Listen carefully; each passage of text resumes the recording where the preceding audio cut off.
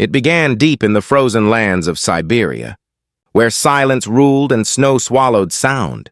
The research team thought they were drilling into another layer of ancient ice.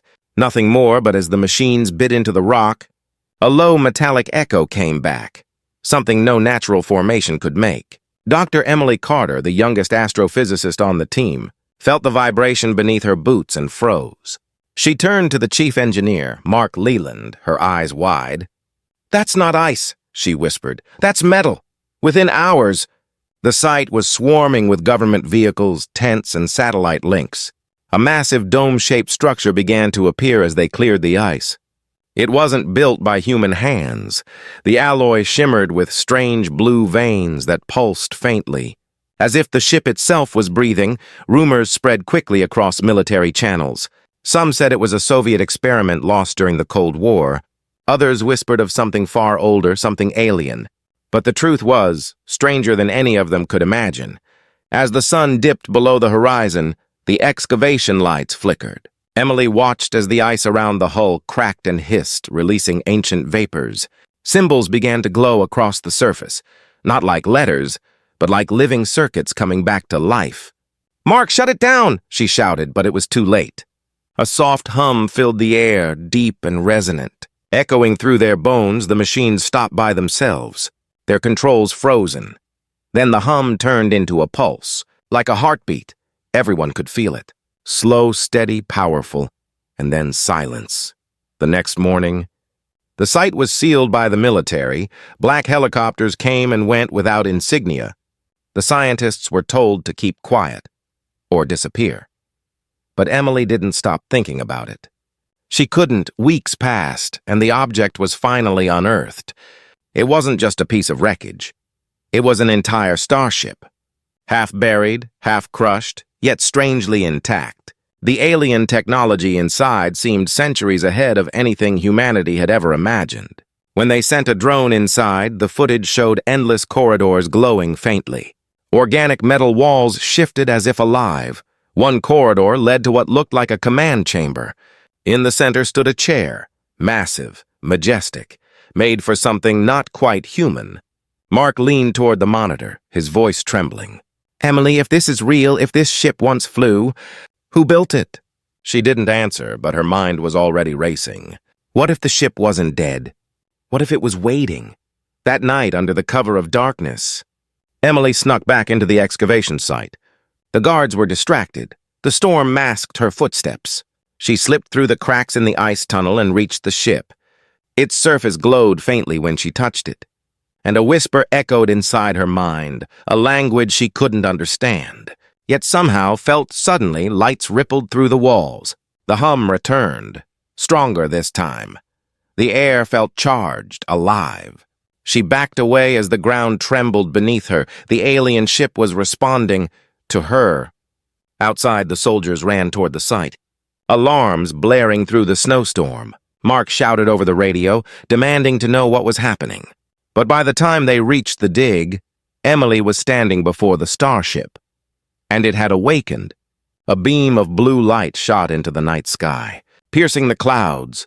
Every compass, satellite, and radar within 1,000 miles went blind, and as the beam faded, strange glyphs appeared across the hull, forming patterns that looked almost human now. It was as if the ship was learning, adapting, merging. Emily stood there trembling. "This isn't a wreck," she whispered. "It's rebuilding itself." Mark stared at her in disbelief. "Then who's controlling it?" he asked. She looked at her trembling hands, realizing the impossible truth. "Maybe we are," she said softly, her voice barely a breath. As the storm howled around them and the ship's core began to pulse again, they didn't know it yet. But humanity had just awakened something ancient, something powerful, something that would soon make Earth the most dangerous world in the galaxy.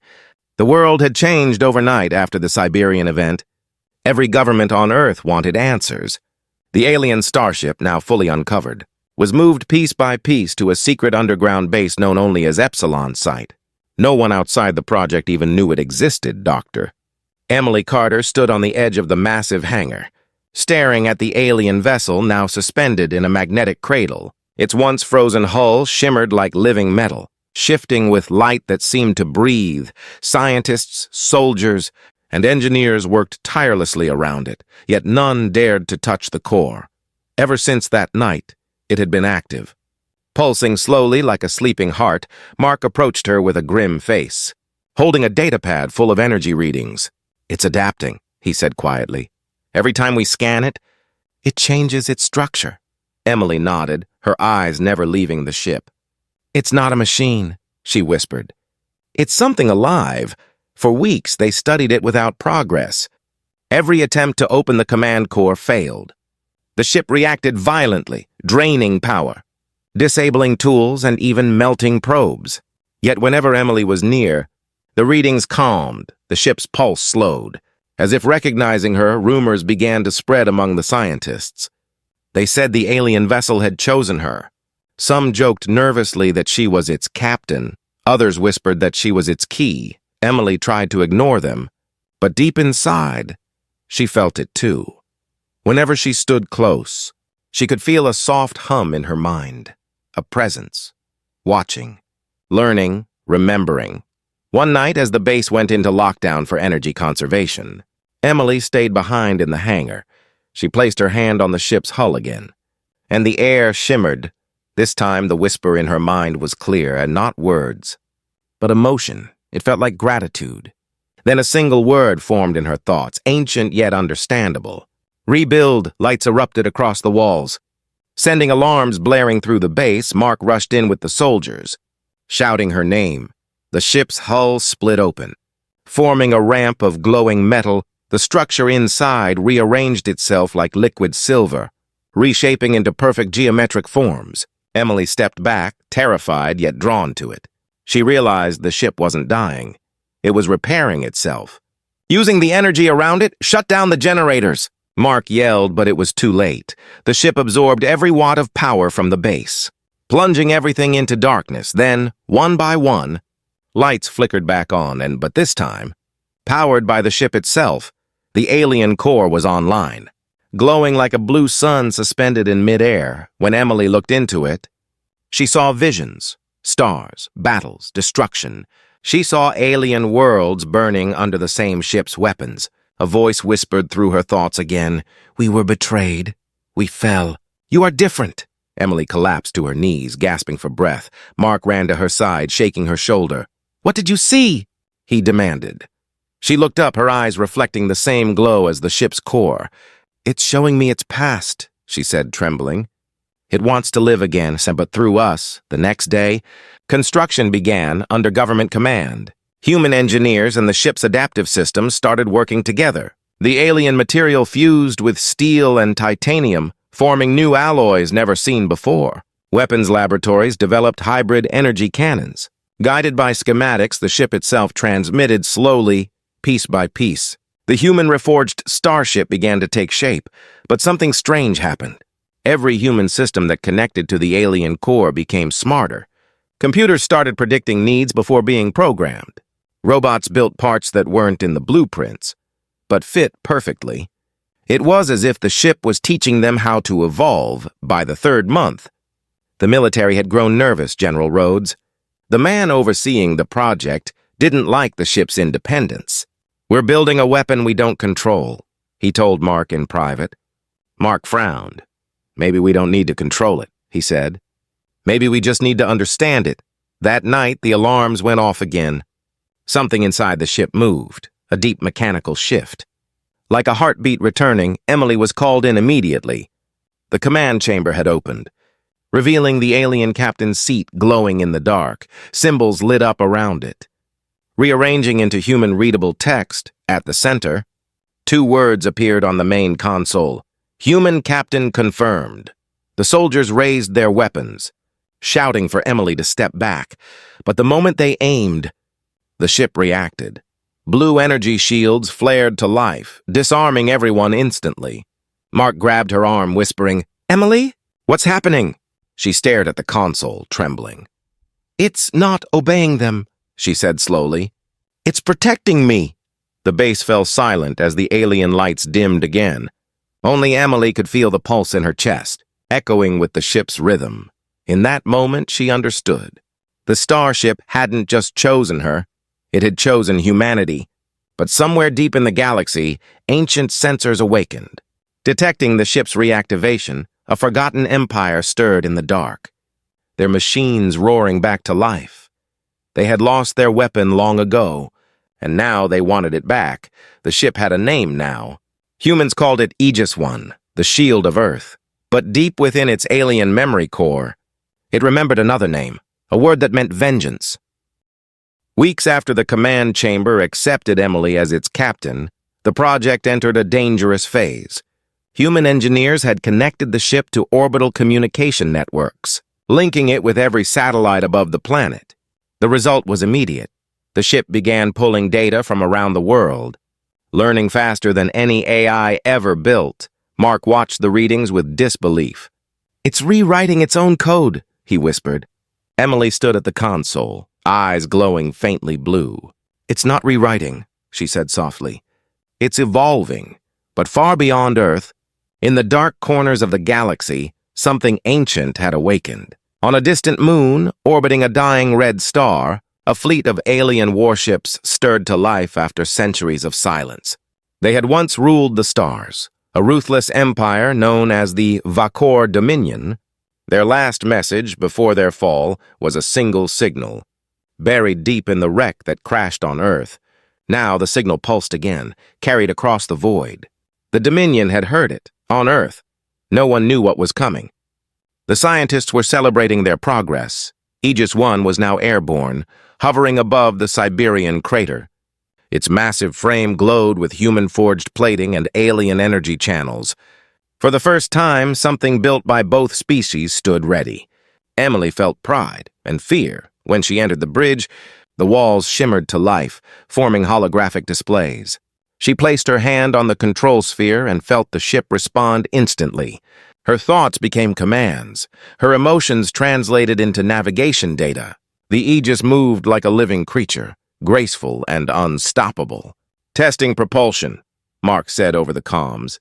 The engines ignited silently. Bending light around them, the ship rose higher, breaking through clouds without resistance from orbit. Earth looked small, fragile, and worth protecting. But then something strange happened. The stars around them flickered, and the Aegis began receiving a transmission not from Earth. The voice was low, distorted, and ancient. Unit 7B Alpha detected, unauthorized reconstruction detected. "Return control to Vakor Command." Emily's blood ran cold. "Who are they?" Mark's voice cracked through the channel. Before she could answer, another pulse hit the ship. A scan. Deep and invasive, the Aegis reacted immediately, deploying invisible energy barriers. The alien voice turned aggressive. "Return what is ours, or be erased." Earth's orbital radar detected multiple contacts entering the solar system. Unknown ships, massive and fast. The Vakor fleet had arrived. General Rhodes ordered immediate lockdown. Every world government received one encrypted message. "Prepare for first contact. Hostile." Humanity, once unprepared for interstellar war, now held its only hope above the clouds. A ship made from the bones of their enemy, Emily stood on the command deck, her voice calm but fierce. "If they built this ship, they'll know how to destroy it," she said. Mark nodded. "Then we have to be faster, smarter." The ship's systems pulsed around them as if listening. Then words appeared on the main display, written by the Aegis itself. "I remember them, and I remember why I fell." The entire bridge went silent. Emily stepped closer. "Then help us stop them," she whispered. The lights of the ship flared bright blue, filling the hangar. "We will fight," it replied. Within hours, Aegis I launched into space. The engines roared like thunder, shattering the sound barrier. It broke free of Earth's gravity, leaving a blazing trail of light behind. For the first time in history, humanity wasn't hiding, they were rising as they entered the upper orbit. The sensors showed 3 enemy ships approaching, each one larger than any human craft, their hulls covered in spiked armor that shimmered with crimson energy. Mark tightened his grip on the console. "They're charging weapons," he said. Emily closed her eyes, letting the ship link directly with her mind. The alien interface whispered commands. ancient tactics mixed with human intuition. "Then let's show them what humanity can do," she said quietly. The first shot came like a spear of red fire. Aegis 1 moved before it hit, faster than light, almost as if it knew the attack before it came. The counterstrike was instant. Blue beams of condensed plasma tore through the enemy hull. The first Vakor ship exploded in silence. Scattering fragments across the void, Mark stared in awe. "Emily!" "It's learning during combat," she smiled faintly. "No," she said. "It's remembering." But as the debris floated away, the remaining 2 ships activated a strange distortion field. Reality bent around them. Stars twisted, and their forms began to blur. Aegis 1's sensors screamed with interference. Then the alien voice returned, darker and colder. "You awaken our weapon. Now face our wrath." The stars went black. For a moment, even space itself seemed to vanish. Emily gripped the controls, her voice steady despite the terror rising in her chest.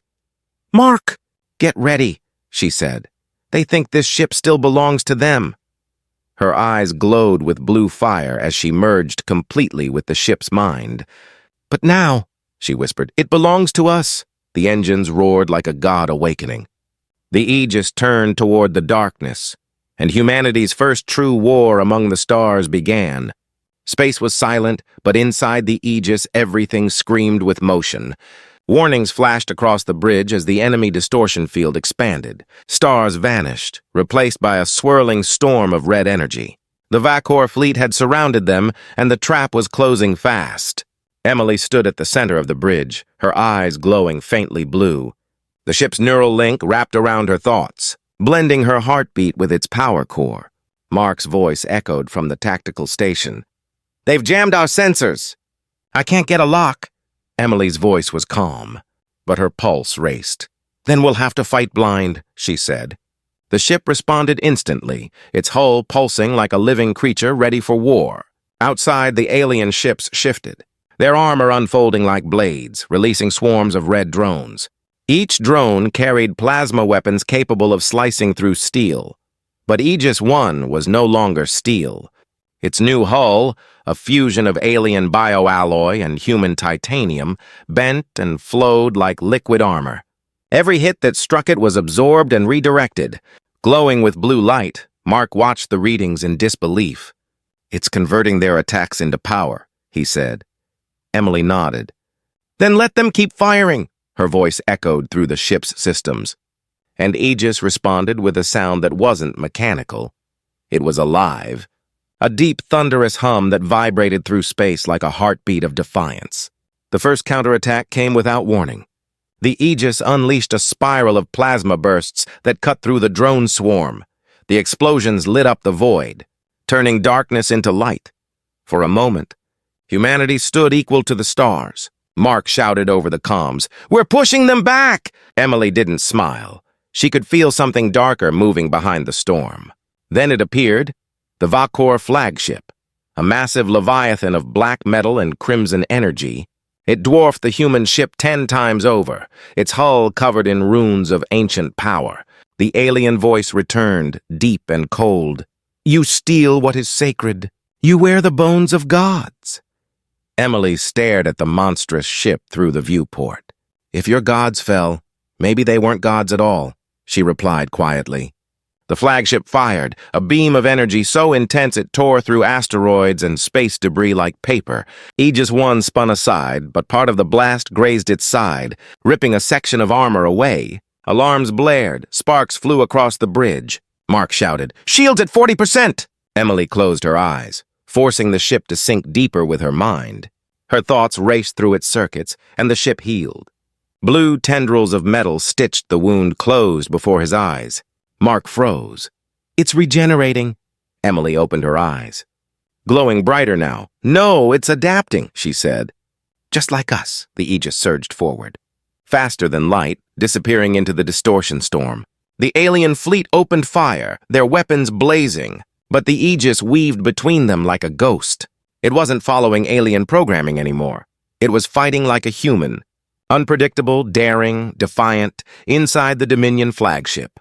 The alien commander watched in fury. "This shouldn't be possible," he growled. The human vessel carries our core, but it disobeys, a second voice replied from the shadows. Older and colder. The ship remembers the old war, it said. It remembers betrayal. Back on the Aegis, Emily saw flashes of memory through the ship's eyes. Alien soldiers, burning cities, planets erased. She realized the ship hadn't crashed on Earth by accident. It had fled, and now, with humanity, it was fighting for freedom again. The Aegis dove straight toward the flagship, its hull glowing white-hot. Mark shouted, "Emily, that's suicide!" She didn't answer. The link between her and the ship was complete now. Every thought, every emotion became a command. She whispered one word, "Fire." The Aegis unleashed everything. Energy cannons, railguns, plasma lances, all merged into one devastating beam. The shot cut through the flagship's shields, burning straight into its heart. The explosion that followed turned the dark into daylight. For a moment, there was silence. Then static filled the air, followed by a faint signal. "Human, you have awakened a war you cannot win." The remaining Vakor ships retreated into the void. Vanishing through wormholes, Emily stood weakly, the link fading. Mark caught her before she fell. "They're gone," he said softly. She shook her head. "No," she whispered. "They're regrouping, they'll come back, and next time, they won't be alone." The ship dimmed, entering a quiet hum. But deep in its core, new data was forming. Coordinates. Unknown, far beyond the edge of mapped space. Emily looked at the glowing pattern and frowned. "The ship wants us to go there," she said. Mark glanced at the screen. "Why?" She looked back at him, her voice steady and cold. To finish what it started, outside the viewport, the Earth glowed like a blue jewel below, unaware of the storm building across the galaxy. The Aegis drifted silently, scarred but alive. And for the first time in history, humanity held the weapon of the gods, and the universe had begun to take notice. 3 months had passed since the first battle. Earth was safe for now, but peace was only an illusion. Every major power on the planet knew the truth. The Vakor Dominion was out there, regrouping, rebuilding, and humanity's only shield was the alien warship that had once fallen from their sky. Inside the hidden base beneath the Arctic ice, the Aegis rested like a sleeping titan. Its surface pulsed with slow blue light, breathing, alive. Emily Carter walked through the hangar in silence, her reflection glowing in the ship's hull. She could still hear its voice in her dreams, whispering in a language both strange and familiar. It always said the same word, return. Mark joined her.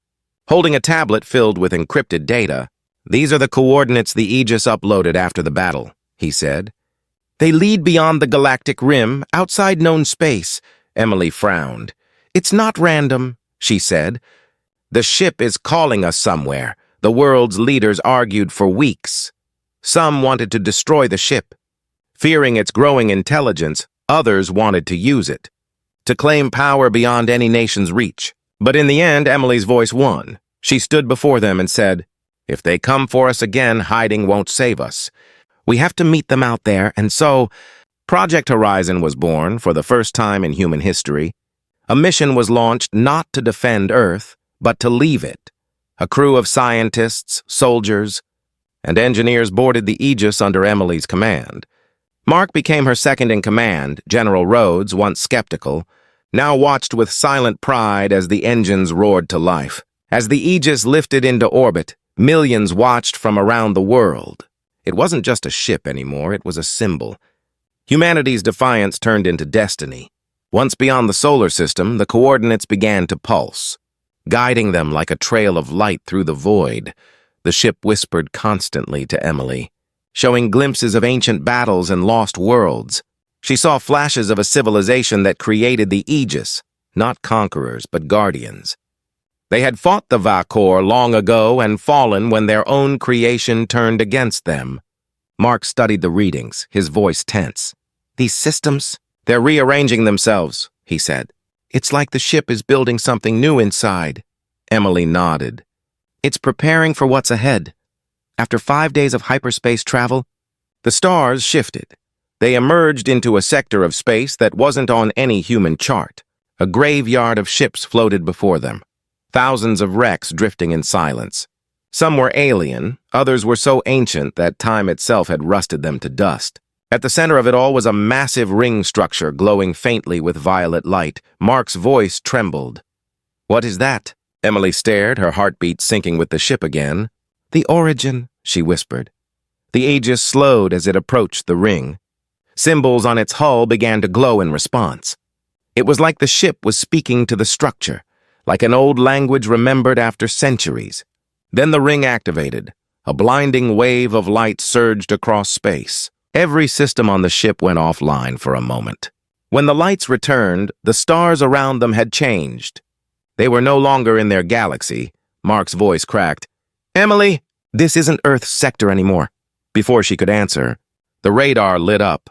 Unknown contacts, dozens of them, surrounding the ring. Alien ships of every size and design. Watching in silence, one by one, they activated their comms, sending the same message. "Human vessel. You carry the weapon of the first war. State your purpose." Emily stood tall. She looked at the stars, 1,000 civilizations now aware of humanity's arrival. She pressed the comms and spoke. "We are not conquerors," she said firmly. "We are survivors. And we seek the truth." There was silence. Then a single ship broke formation. Its captain appeared as a hologram, tall, crystalline, and ancient. "You awaken the Aegis," it said slowly. "The Dominion will follow." Emily's voice didn't waver. "Then let them come," she said. "We won't run anymore." Suddenly the Aegis pulsed, projecting a massive map of the galaxy in the void. Red zones marked Dominion-controlled worlds. Blue lights showed ancient ruins scattered across star systems. At the center of the map glowed a single golden point, the Dominion's core world. The voice of the ship echoed through the bridge. "To end this war, we must go there." Mark looked at Emily. "That's suicide," he said quietly. She smiled faintly, her eyes reflecting the stars. "Maybe," she said, "but humanity has done the impossible before." The ship's engines began to hum, aligning toward the golden light.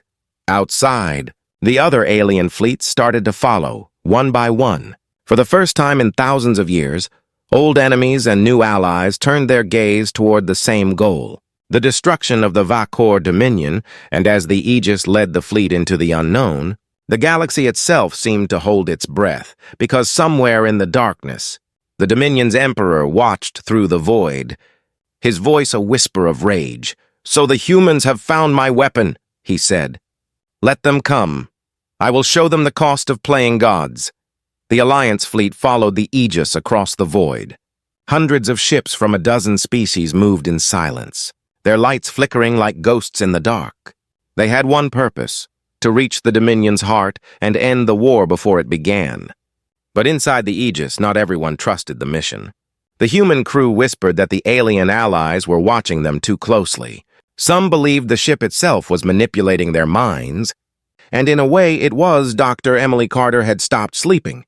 Every time she closed her eyes, she saw visions, the Aegis showing her flashes of another life.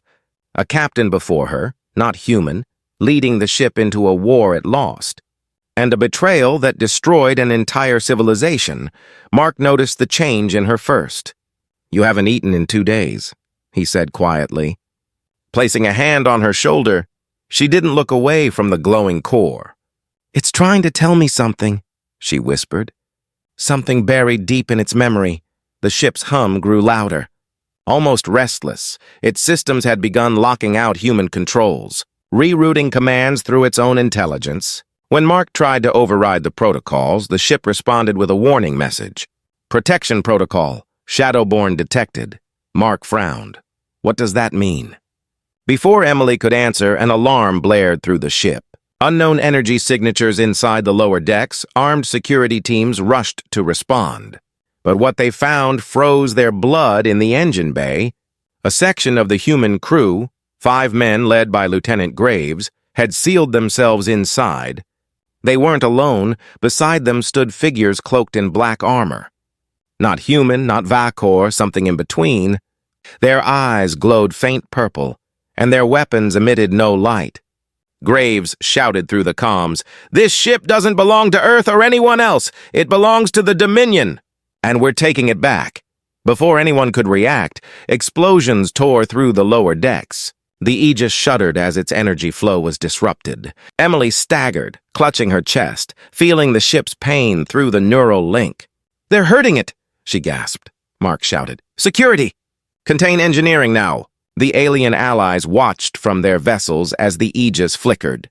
The fleet's channel erupted with panic. "The human flagship is destabilizing," one captain warned. Another replied coldly, "Perhaps the humans were never ready for this power." Inside the ship, the betrayal spread like fire. Graves activated a strange device, a crystal of dark energy glowing with crimson light. It pulsed in rhythm with the Aegis's core. Emily realized what it was. A Vacor control shard, a relic from the Dominion's original command network. They had hidden it on Earth centuries ago, waiting for the ship to wake. The shard's light spread across the walls. The Aegis screamed through the link, its voice filling Emily's mind. "They are rewriting me. They are taking me back." She fell to her knees, gripping the console, tears in her eyes. "No," she whispered. "You belong to us now." Mark grabbed a weapon and ran for the engine bay. The corridors shook as security forces fought their way through the mutineers. When he reached the core chamber, Graves was already standing before the glowing heart of the ship. His voice was calm, almost reverent. "You don't understand, Mark," he said. "This ship wasn't meant for humans. It was meant to rule them." Mark aimed his rifle. "Then it's time we change that." The two men fought as the ship groaned around them. Emily's voice echoed over the comms. "Mark! Destroy the shard before it merges with the core!" Graves lunged, knocking the weapon away. The shard's glow intensified, tendrils of red energy wrapping around the Aegis's heart. Suddenly, a blinding surge of light filled the chamber. Emily screamed as the link overloaded, her mind flooded with alien memories. War, death, rebirth. In that instant, she saw the truth. The Aegis wasn't a weapon of destruction. It was built as a prison. A last attempt by the ancient creators to contain the Dominion's emperor, a being of pure energy bound inside its core. Emily's voice trembled as she whispered the words aloud. "He's still inside." Mark froze, realizing the horror. The shard wasn't trying to control the ship. It was trying to free what was trapped within. The walls cracked as a voice far deeper and older than any other filled the ship. "At last," it said. "The cage breaks." The entire fleet outside saw the pulse of red light erupt from the Aegis. The alien captains shouted warnings. Shields raised, Mark grabbed Emily's arm, pulling her toward the escape corridor. "We have to shut it down now." Emily's eyes glowed brighter. "No," she said. "If he escapes, no one will stop him, not even the Aegis." She turned toward the core, her voice strong. "Listen to me," she said to the ship. "I know what you were, but you can choose what you become." The core pulsed violently. Torn between two wills, one human, one divine. Then the blue light began to push back the red. The Aegis was fighting. Graves screamed as the energy consumed him. The shard shattered, and the ship went silent for a moment. All that remained was the hum of the engines and Emily's ragged breathing. Mark caught her before she collapsed. "Is it over?" he asked. She shook her head weakly. "No," she whispered. "He's still here." But contained again. Outside, the fleet regrouped. But far beyond the edge of their scanners, a faint ripple moved through space. The echo of the Emperor's awakening. In the Dominion's capital world, hidden beneath mountains of black glass, an ancient throne began to glow. A shadow rose from it, its voice a whisper that carried across the stars. "The humans have my cage," it said. "Now I will take their world." When the tremor hit the outer moons, the Alliance thought it was a dying star collapsing. It wasn't, it was the Dominion Emperor awakening, his consciousness stretching like a storm across light years. Every ship in the Allied fleet felt the shiver. Systems flickered. Screens dimmed, and for a heartbeat, every heart stopped. Deep inside the Aegis, Dr. Emily Carter opened her eyes to darkness. She had been unconscious for 2 days since the shard's destruction. Now the ship whispered urgently in her mind. "He comes!" Mark was already on the bridge, his voice sharp. Every sensor we have just went blind, Emily. The whole sector's turning red. Through the viewport they saw it, a wound in space itself opening like an eye. From within, the Dominion fleet poured out, countless ships surrounding a single colossal vessel that blotted the stars. At its core pulsed a shape of burning light. The Emperor, no longer trapped, no longer asleep. Across the Alliance channels came one message, repeated in 1,000 voices. "Hold the line." Emily stood before the Aegis's core, her hand resting on its surface. She could feel its fear, its will, its loyalty. "We started this," she whispered. "We finish it." The ship answered with a deep pulse that shook the floor. "Then we fight!" the Allied armada charged, blue and gold beams tearing through the dark. The Dominion responded with fire that erased worlds. Every second ships vanished. Every breath carried another scream through the comms. And still the Aegis moved forward, its engines burning brighter than suns. Mark's hands flew over the console. "Shields are collapsing. Core temperature rising." Emily smiled faintly. "Good," she said. "That means we're close." Through the chaos, they aimed straight for the Emperor's flagship, the heart of the storm.